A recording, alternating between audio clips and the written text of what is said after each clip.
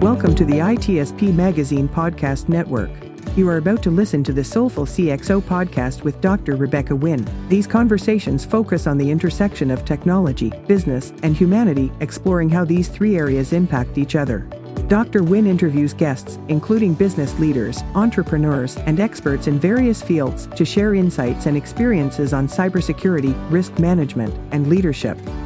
The podcast aims to provide a fresh perspective on how technology can be leveraged to create positive change in the world. Now sit back, relax, and enjoy the show.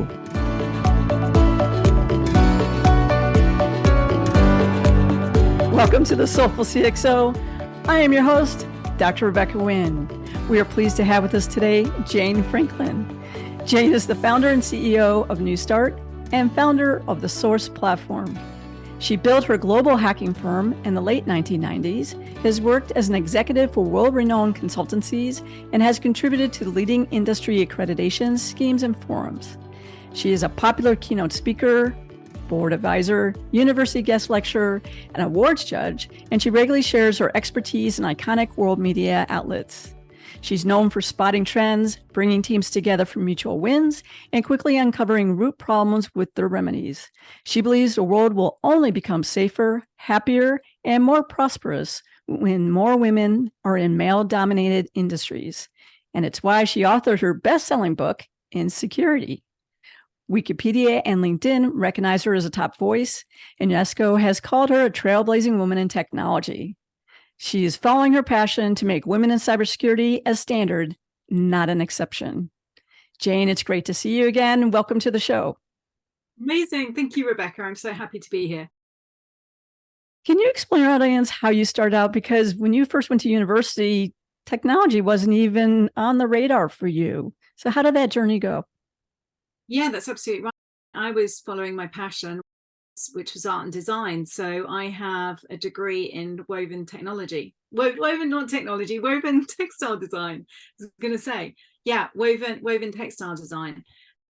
And so what happened to me was my parents always said, do what you love, do what you're good at. And I was very arty. So that's what I chose to do. And was doing actually really well as a designer. I was nominated as a young British designer after graduating, but I fell pregnant with my first child. I've got 3 children, 2 boys and a girl. So I fell pregnant just after graduating with my son, and continued working as a designer for a little while. And I got an agent. I was selling work all around the world. I was showing in some amazing galleries as well, but the money wasn't really coming in.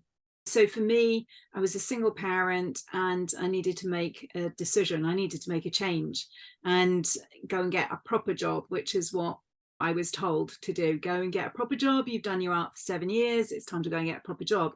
So I retrained, and that's really how it all started. I went straight into building a business in technology and specializing in security, information security, IT security, which is what it was called then. But that's really how my career and my entry into happened. How did you choose technology? What led you on that journey? Because there's a lot of different fields out there. I even love this. It was actually love. Yeah. So yeah, I got a new boyfriend and found love, and he was in technology, and he said to me, after I got this sales job, and kind of I was doing really well in the sales job, and I never saw myself as a salesperson because I'm an introvert, and it was the last thing that I wanted to do. But what I didn't recognize was that I had been selling my artwork. When I was trooping around the galleries saying, "We show my work," that was selling. And when I did various other things in order to go away on holiday with a boyfriend, that was still selling. So I was very good at solving problems, and I could sell. I just didn't really realize that I could. And so when I met this guy, he was in tech. He was director at a company, but he wanted to start a new company. And he just said to me, "Hey, shall we go and do this?" And I was looking for a new challenge. I like a challenge. And that's how it all happened, and how I said yes to him. And I didn't know really anything about technology. I would actually say I was certainly at that time a mega Luddite. I had all the tech that was handed down to me by my brother.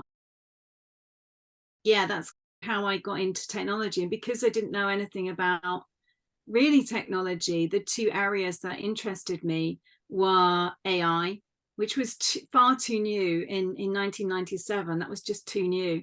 And the other was security, and security was emerging. Security was feasible. You could build a business with security, or you certainly could lead with that in those days. So that's how I ended up doing what I do. Amazing, because if you think back there, the late 1990s and 2000, cybersecurity is not the cybersecurity of 2023. So how did you go about even starting to learn about a field that was very young during that period of time? I really just did what I'd always done. I learned how to communicate. So I learned the language, some of the terms, and I served. So I never pretended to be something that I wasn't. So I listened really well. I knew how to sell. I knew how to sell in a consultative manner. I knew what our company's strengths were, and I knew the vision that we had for the company. So I sold on that, and I sold on really great customer service and what the client wanted. I knew where we were strong. I knew our market, and I knew what our clients wanted. So I just went out to serve. I didn't need to be technical. What I did need to do was to go and ask questions and to be able to get the answers for my clients, and to be able to make sure that they were getting a really high level of service, because that's what my penetration testing company back in the day was all about. We were highly flexible. We were really unique.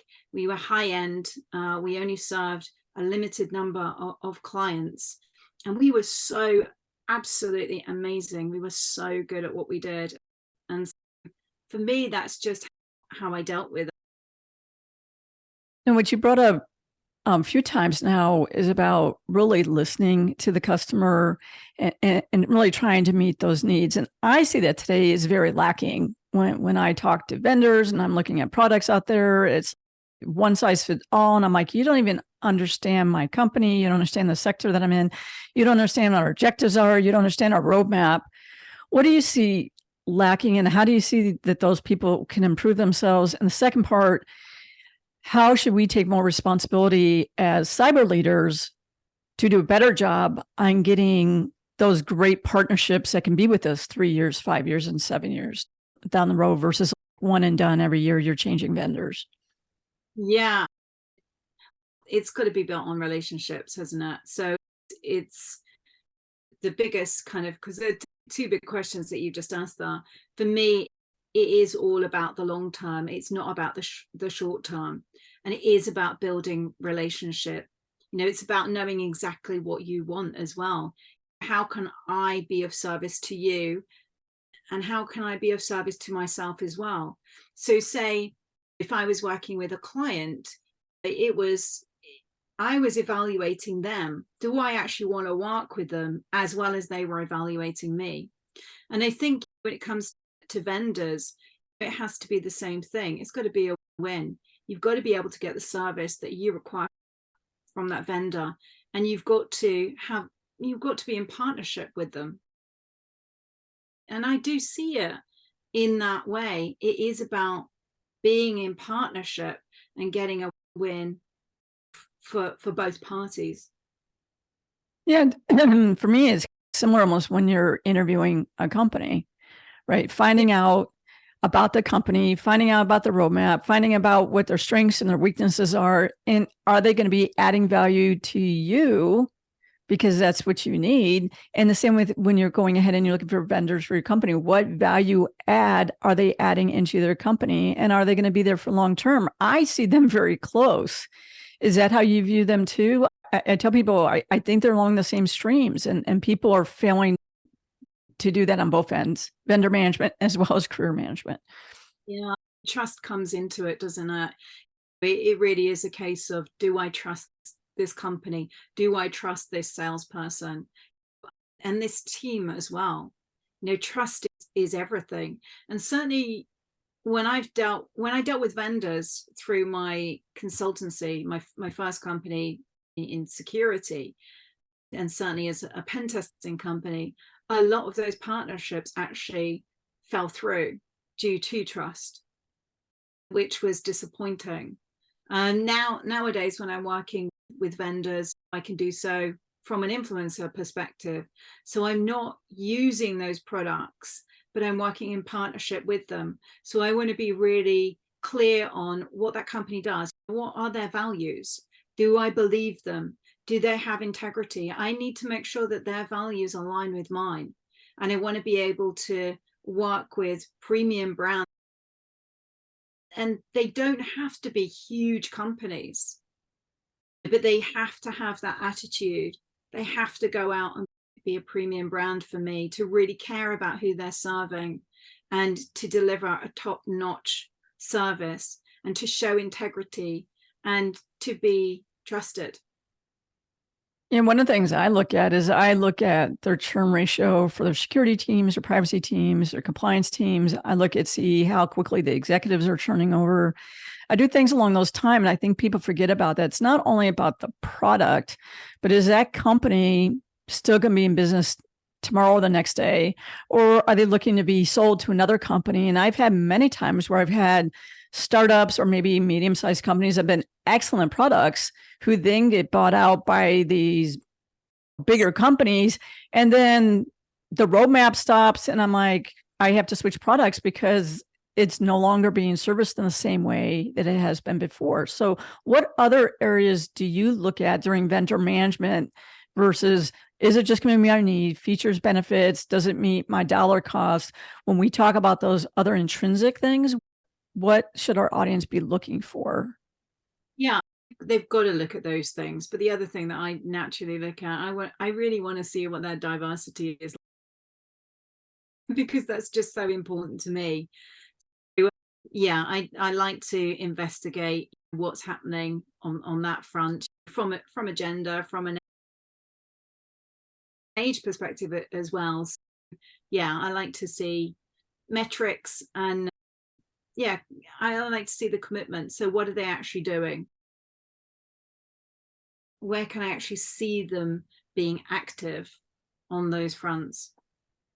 And our way is look at what they're posting like on LinkedIn, what things along those lines do they think is really important to them. That's one of the things I look at too. When you talked about holistically, do they meet not only you as a person, right, but do they meet holistically with your company's values and where it's trying to go holistically? I think that's one way you can do it too, is LinkedIn or other posts and articles. Because I found some companies, I'm like, what you say to me in the sales meeting and what you're posting as a company does not line up, and it doesn't line up with who we're presenting ourselves as a company. And I know for contracts, when I've dealt with some bigger contracts and I started looking at vendors, having some vendors that didn't line up with the values of my big contracts or us as a company, I've had to drop those vendors.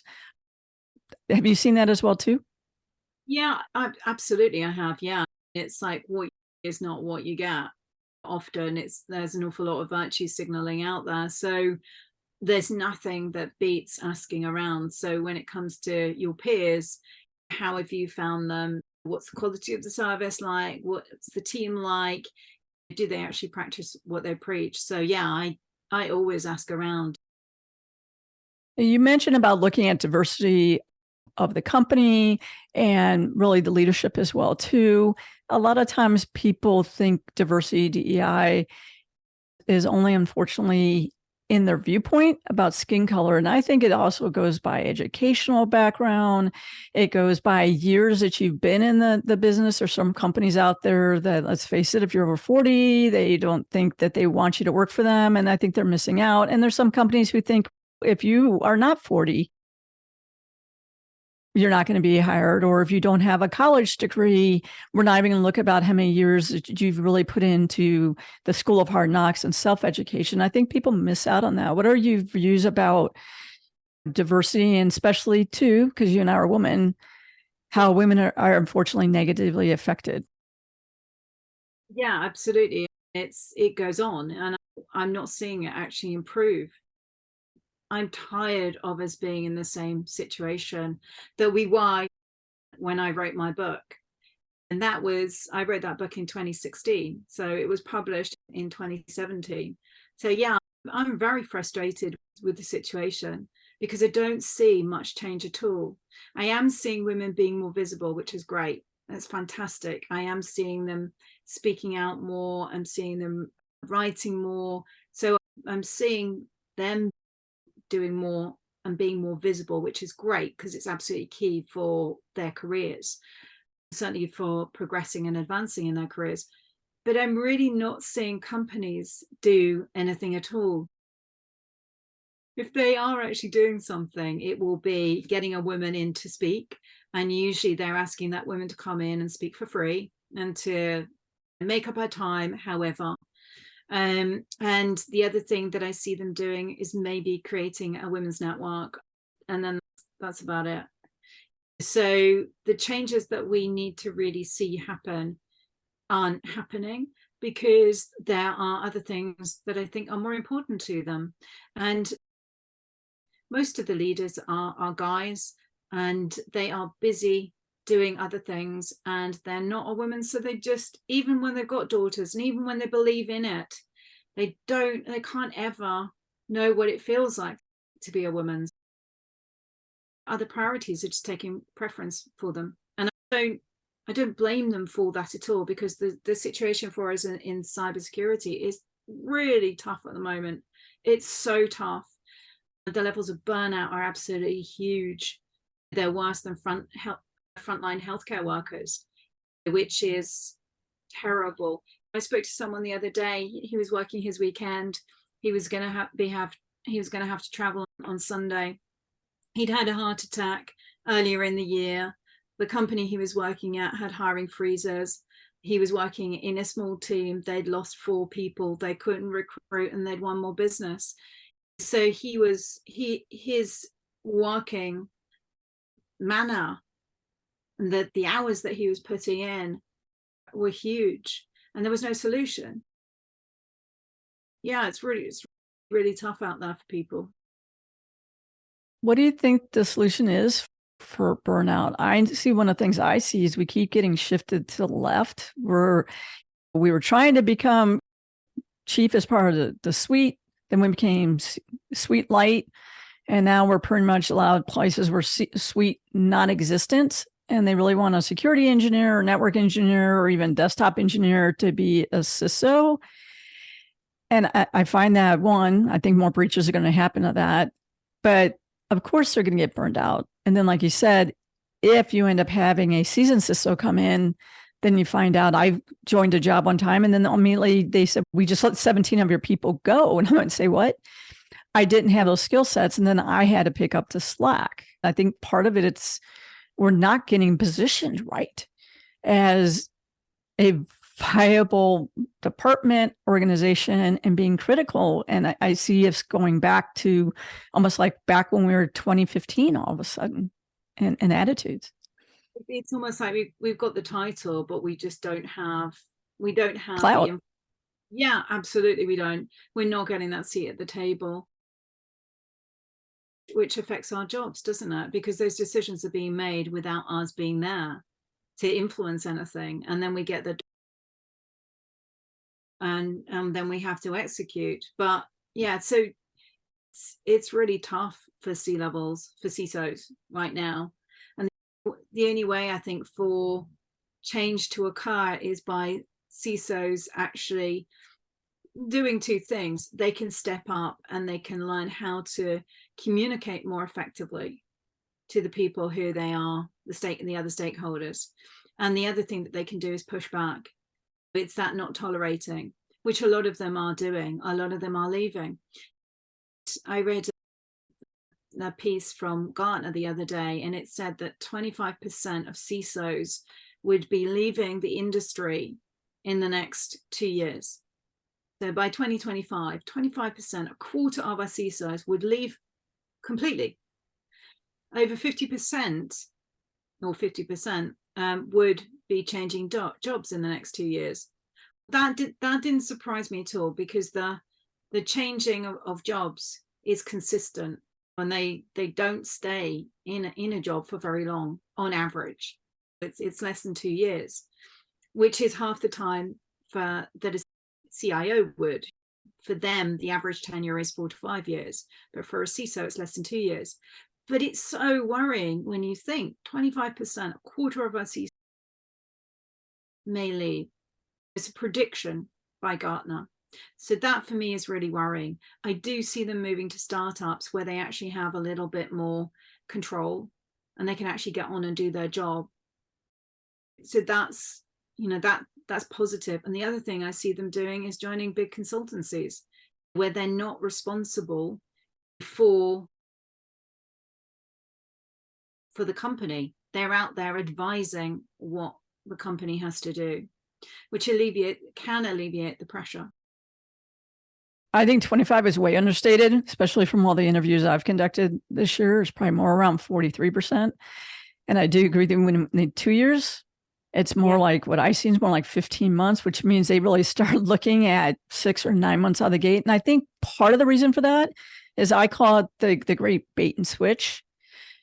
You go through the interviews, you speak with all the leaders, you get all the support, then you come in and then you're finding out that now they want you to be a security engineer or network engineer, or we want you to do the firewall. I'm not saying that you can't help out points, but you're finding out that what you were thought you're going to be able to do strategically and tactically and being able to do hiring and stuff like that, it's not there. And that's, I think reason why a lot of people are leaving too. We're finding that over and over again. I saw the other day on LinkedIn where actually three things. One, they were actually, it was a pen tester that they were calling a CISO. I saw another one where it was an AppSec engineer. And then I saw another one where they said, two of them, they said one was a CISO, $10,000 a year annual pay. And another one says CISO, $23 to $25 per hour. I think all four of those are insulting to CISOs. And I think part of the reason for that, and make sure if you agree with me, is that when you look at SOC 2 and PCI and all stuff, they say thou must have a person called CISO, but they're not defining that role. And if they would start defining that role, that would give us more teeth. How do you feel about that, about these regulations, stuff like that, supporting us so then we're not to water down? Yeah, absolutely. And I think it's anything that can help us right now. We need help. We need support because we're not getting it by and large. And so I think it's almost like time to revolt. I wish we could strike, to be honest with you. I'm like, could we have a CISO strike? In concept. I don't want anybody's data to be breached or anything else, but in concept. Yeah, I actually wish we had a union, a trade union where we had a body that could lobby for us, because we don't. Speaking to a CISO the other day, he's not a CISO, he's got his own company, but he was a former CIO and he had acted as a CISO before. But we were communicating about a various topic and he needs some lobbying work done. And there isn't anyone out there that can lobby. There's no party, no union, no organization that can do that. They can all take your money from you through memberships. They can offer training and things like that. There's no one company out there, no one organization that can lobby on your behalf. And we really need it. I think the one thing that we can do, and I do, is I walk away from a bad situation. I do go ahead and say no. When I find out that there is a bait and switch with what the promising is not going to be there, when you want me to do what for basically what you're paying a marketing person, no offense to a marketing person, but you're going to pay me what you're paying those. No, I'm not going to do that. The self-worth to say no, because there is a company out there who will value you. That's the one thing that's a problem with the market right now, when you do have a lot of people who have been laid off and looking for a job and will grab a job, is then they really have cut the pay considerably And those people are finding that you got way less pay, but you have way too many hours and responsibilities. And then that leads to resiliency and burnout problem. So I think being able to go ahead and say no, that there is going to be a better opportunity out there. I think if more people say no to the cut down in the industry, I think that would help us as well too. But some people are going to argue back on, I do need the paycheck.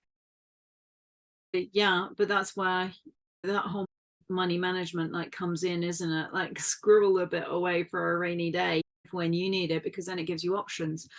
The other thing that I see is people who want to move into that CISO role, and they're prepared to take one of those lousy CISO jobs in order just to get the title, and then they'll do it and then use it as a hopping stone to the next, hopefully better CISO role. But so it's tricky from that perspective, because you've got aspiring CISOs who might be prepared to do that and take it, which doesn't help existing CISOs who are not prepared to take that job with the responsibilities and the way that it's laid out.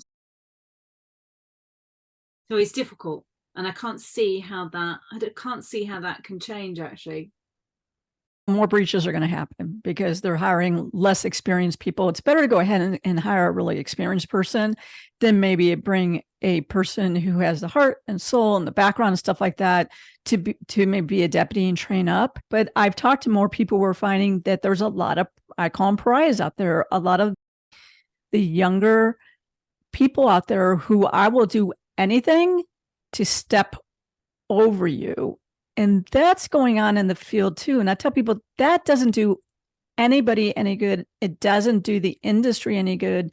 And you're forgetting about, we're in a cyber war at all points in time.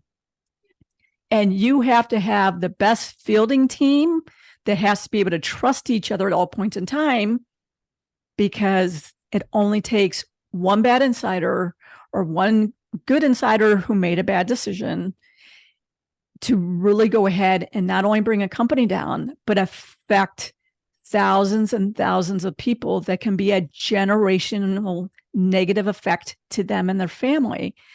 That is the perspective that I think is also being lost of why we're in the field. Yeah, absolutely. I'm thankful I've not worked actually with people like that at all. So most of the time I've had my own company. So I'm building a company and like setting the values and making sure that I've got a team that works really well as a team. When I have worked for other companies, I haven't witnessed that. So I'm thankful about that. But I have heard the stories in insecurity. There were plenty of stories similar to the one that you've just mentioned that are included in there. So yeah, I know it goes on. I'm just thankful I've not worked in a place like that. There's been a really big uptick like in the last 3 years, and I nicknamed it the pariah syndrome. That's what I personally have nicknamed it, because I've had enough CISO stories. What we talk about it's the people who, I would just say a lot of us have gotten to where we are because we have put in the 15, 20, 25 years. And it takes a long period of time to be able to have the breadth and the depth of knowledge to attempt to do this job very successfully. Yeah, quite frankly, I can't understand anyone wanting to be a CISO. To me, it's like, why would you want to be a CISO? Oh my God, like that's a tough gig. Like, talk about pressure. But some people do, and we need them. So go for it. It's a hell of a job right now. So our time, unfortunately, is running short. What is the best way for people to get a hold of you for advisory services, speaking engagements, and to learn more about your company? Yeah, I would say go to my website, https://jane-frankland.com. Great. Jane, thank you so much for being on the show. You are a soulful CXO. Thanks, Rebecca. We hope you enjoyed this episode of Soulful CXO podcast with Dr. Rebecca Wynn, part of the ITSP Magazine podcast network. If you learned something new and this conversation made you think, then add this show to your favorite podcast player. Subscribe to the ITSP Magazine YouTube channel and share the ITSP Magazine podcast network with your friends, family, and colleagues. If you represent a company and wish to connect your brand to our conversations and our audience, visit itspmagazine.com to learn how to sponsor one or more of our shows. We hope you will come back for more stories and follow us on our journey.